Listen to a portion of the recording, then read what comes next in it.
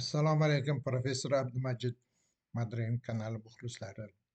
Bugun sizlar bilan 4-buyuk Boburiy yoki buyuk Temuriy Nuriddin Muhammad Jahongir shahzodaligida uni Sulton Salim deb atashgan. Boburiylar saltanatida 1605-yildan 1628-yilgacha podshohlik qilgan. Uni davrida san'at, madaniyat gullab yashnagan, saltanat hududlari kengaygan, shoirlar, rassomlar alohida homiylik qilgan, maxsus tazkira ham tuzgan. Buyuk bobosi Zahiriddin Muhammad Boburni vaqoi asari asliyatini o'zi bilan saqlab yurgan.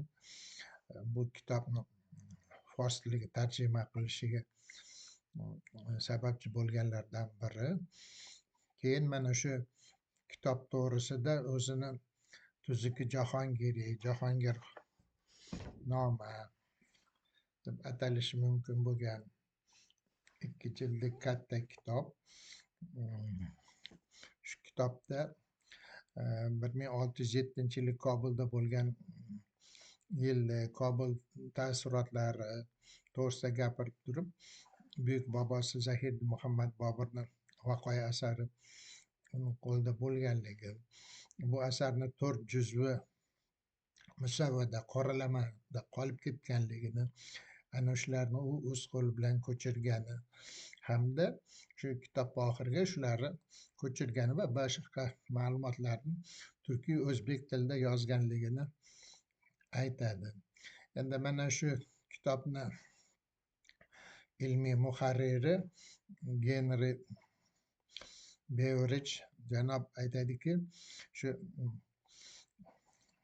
Jahongir ko'chirgan 4 juz bu Buxoro qo'lyozmasi yoki Qozon bosmasi asarini oxiridagi lavhalar degan fikrni bildiradi.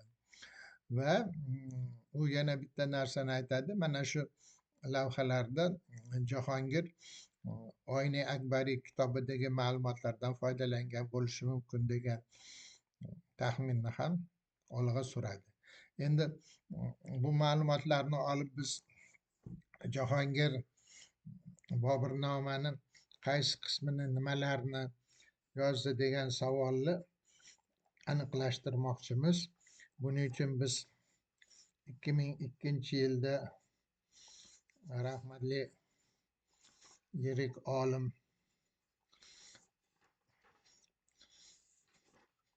Saidbek Hasanov nashrga tayyorlagan Boburnoma asarini oldik, chunki bu kitobda ham Boburnamani deyarli barcha nashrlarida, tarjimalarida asl matnni har kim har xil tushunadi. Farqlar, o'zgarishlar bo'lishi mumkin. Mana shu Saidbek Hasanov chiqazgan kitobni mana Vaqoi sanai sitta va salasini va tisamiya 936-yil 1529-yil voqealari degan yilda boshida seshanba kuni Muharram oyining 13-ida Gvalyordan Shahobiddin Xusrav bilan Shayx Muhammad G'avs Rahimdodning shafoati uchun keldi. Chun darvesh aziz kishi edi. Rahimdodning gunohini alariga bag'ishlab Shayx Guron bilan Nurbekni Gvalyorga yuborildiki, Gvalyorni bularga topshirib degan jumla shu yerda to'xtab qolganini. Bu asosan Haydarobod qo'lyozmasining matni shu yerda tugaganligini aytishadi. Afsuski, mana shu Boburnoma tadqiqotchilaridan Anna Beveridge, Ejemanu mana shu Boburnamani shu yerda tugagan deb xulosaga kelishadi va ular qilgan faksimile ham shu yerda tugaydi, inglizcha tarjimasi ham shu yerda tugaydi. Ejemanu tayyorlagan ilmiy tanqidiy matn ham shu yerda tugaydi. Lekin aslida Buxoroda topilgan qo'lyozma, so'ng uni Sankt Peterburgga borishgan, asli kelib chiqishi nemis olimi Georg Yakub Ger ko'chirgan matnni 1857-yili Ilminskiy nashr qilgan va u yerda yana mana shu 936-yil voqealarini ichida Zahiriddin Muhammad Boburni o'zini yozganini shu bularni oqqa Nuriddin Muhammad Jahongir ko'chirgan. Bu Said Beyni kitobidan 262-betdan 267-betgacha Zahiriddin Muhammad Bobur hayoti bilan uni yozganlari, voqealari bayon qilinadi. 267-yilda Musavviyda avroq aytadirkan, bu haligi Jahongir o'zi shunga qo'shdim degan. Bu yerda podshoh o'z podshoh to'g'risida, Bobur to'g'risida anchagina ma'lumot bor. Bu ma'lumotlar 267-268 qamrab oladi. Demak, Nuriddin Muhammad Jahongir Boburnomani anchagina qismini oqqa ko'chirgan va shu tufayli Boburnoma mukammal bo'lgan.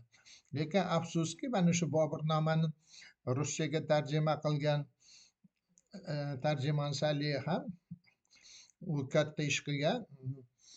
Shu nima Haydarobod qo'lyozmasi va Annat Bevrich tarjimasini asos qilib olganga o'xshaydi. O'sha 936-yildagi o'sha ikkita jumla bilan kifoyalanib, Boburnoma matni ulardan noqisroq, kamroq bo'lib qolgan. Endi keyingi paytlarda Boburnoma bir necha marta ko'chirildi, nashr qilindi.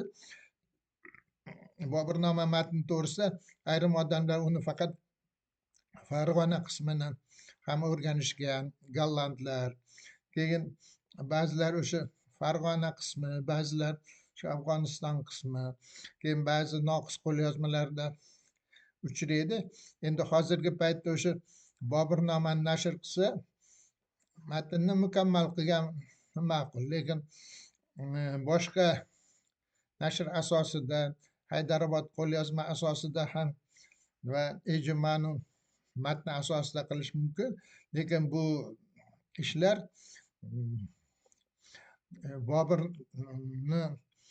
Boburnomasi to'g'risida to'la tasavvur bermaydi. Lekin ularda ham anchagina ma'lumot ko'p. Lekin bu kitob to'la chiqsa, xalqimizga to'la yetib borsa, Boburnoma asar to'g'risida uni o'qiganlar, uni tadqiq qilaman deganlar to'g'risida to'liq tasavvur bo'lishi mumkin. Kimki Boburni o'rganishga xizmat qilgan bo'lsa, ularga hammasiga faqat rahmat deyish mumkin. E'tiborlar uchun rahmat, salomat bo'linglar.